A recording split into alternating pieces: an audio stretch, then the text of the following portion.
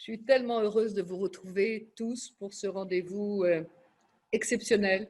Covid, Corona, malgré tout, nous sommes là pour respecter ce contrat de confiance extraordinaire qu'il y a entre vous et nous. Et c'est l'occasion pour moi, encore une fois, de vous dire à quel point je vous suis reconnaissante d'être resté extrêmement fidèle, proche et de nous aider, comme toujours, depuis 15 ans, à réaliser cette mission extraordinaire qui est de permettre à nos étudiants français qui ont choisi Israël de faire des études remarquables dans ce collège qui est un lieu d'études et d'excellence dans lequel nous nous donnons le plus de mal possible avec tout notre cœur pour faire en sorte que ce soit un magnifique succès.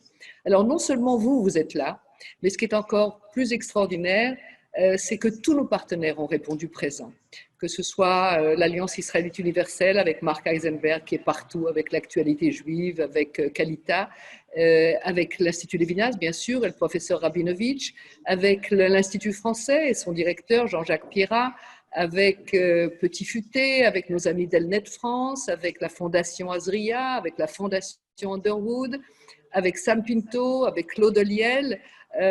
Vous êtes tous là. Et c'est tout à fait extraordinaire, la Fondation Underwood de Michel Botquier, notre ami également, qui nous permettent véritablement d'accomplir notre mission tous ensemble. C'est vous dire notre fierté de pouvoir vous retrouver et de dire aussi et de saluer notre équipe au sein du collège francophone. D'abord Sonia Lévy, qui est une ancienne de nos étudiantes, brillante en banque et finance, et son adjointe Lise Yana, qui nous a rejoint cette année, qui sont toutes les deux des étudiantes du collège. La seconde fait un master maintenant en droit, et qui véritablement font l'impossible et y réussissent à véritablement accueillir comme il se doit, comme on l'a fait depuis 15 ans maintenant, nos étudiants. Et ça n'est pas une mince affaire. Ce qui est formidable, c'est qu'on a pratiquement autant de jeunes étudiants en licence cette année que les autres années, malgré le Covid, malgré le Corona. Et au-delà, bien sûr, tous ceux qui continuent. Donc, on a plus de 130, 140 étudiants français en ce moment au Collège académique de Natania. Ce qui est très important aussi, c'est que nous avons une femme formidable qui assure notre communication, c'est Carole Azoulay.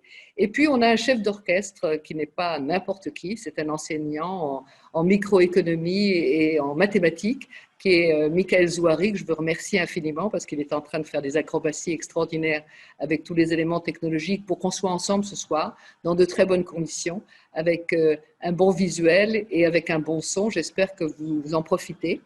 Je voudrais aussi vous dire qu'il faut revenir un petit peu à cette séance de ce soir. Nous avions choisi ce thème parce que véritablement dans ce chaos général qui est celui du monde entier, on l'a vu en Amérique, on le voit en France, avec ces crises de démocratie très compliquées, il nous avait semblé qu'un des repères fondamentaux sur lesquels il fallait véritablement réfléchir cette année, c'était la question de la justice difficile, la justice impossible, et qu'on allait faire tout notre possible pour pouvoir réfléchir ensemble et nous enrichir les uns et les autres pour que cette réflexion soit menée à bon terme.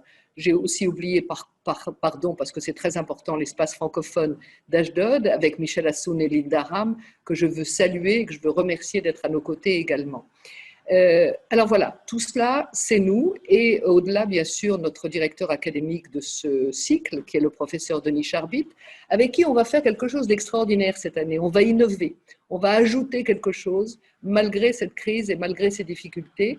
Pour la première fois, nous aurons un cours universitaire sur la société israélienne qui va commencer le 22 décembre prochain et sur lequel vous recevrez bien entendu une lettre détaillée pour vous expliquer comment vous pouvez nous rejoindre, parce que ce sera destiné à nos étudiants avec leur crédit académique, bien entendu, mais pas seulement. Nous vous inviterons avec les communautaires de Natania, dont notre ami Avis Lama, au desk français de la municipalité, s'occupe avec tant de talent et tant de détermination. Eh bien, nous aurons cette année ce cours en français, et ça va être un petit peu, si vous voulez, le premier petit pas vers ce pôle d'excellence universitaire et lycéen qu'on voulait mettre en place avec le nouvel ambassadeur de France en Israël, avec l'équipe de l'Institut français, et je pense que ça aura un résultat magnifique.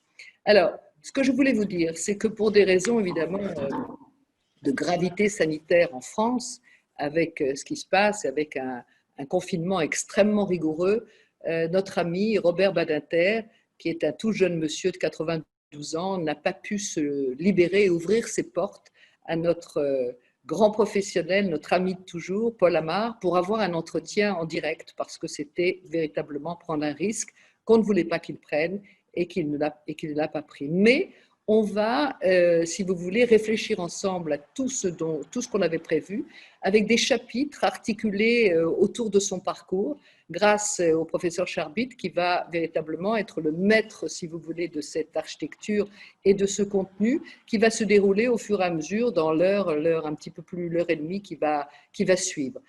Et puis, il y a quelqu'un d'autre à qui je veux donner véritablement un immense coup de chapeau, parce que c'est quelqu'un qui a pris ses fonctions il y a un petit peu plus d'un an et pratiquement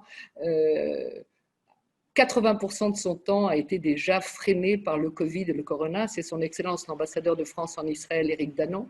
Et on aurait pu croire que rien ne se passait véritablement pendant cette année si difficile et si calme au niveau de la culture et d'autres événements en général qui font les grands fleurons de la France. Eh bien, moi, je peux vous dire que ce n'est pas le cas. Parce que ce qui s'est passé, c'est que cet ambassadeur-là, avec sa vision et sa mission profonde qui lui tient tant à cœur, a décidé de rebâtir, petit pas par petit pas, un contrat de confiance extraordinaire entre nos deux pays et qu'il le fait d'une manière exemplaire.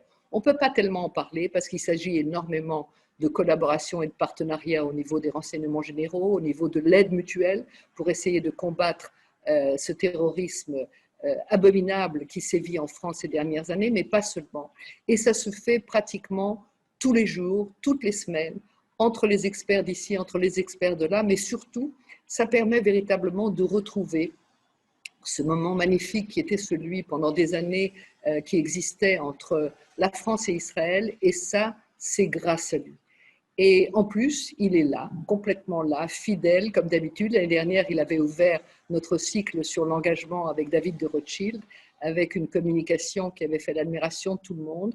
Et lorsque nous lui avons demandé, encore une fois, de bien vouloir se mobiliser pour réfléchir avec son érudition et sa profondeur qui sont déjà bien connus à ce magnifique sujet sur la justice, il a simplement dit oui et s'est mis au travail. Il nous a préparé une communication exemplaire. Je vous retrouverai à la fin de cette séance pour vous dire tout ce qui va vous attendre pour cette année. J'espère partie en présentiel et partie en Zoom, mais quelles qu'en soient les conditions, nous serons là ensemble et c'est un moment magnifique. Alors maintenant, je vais passer la parole à notre ami, son Excellence l'ambassadeur Éric Danon.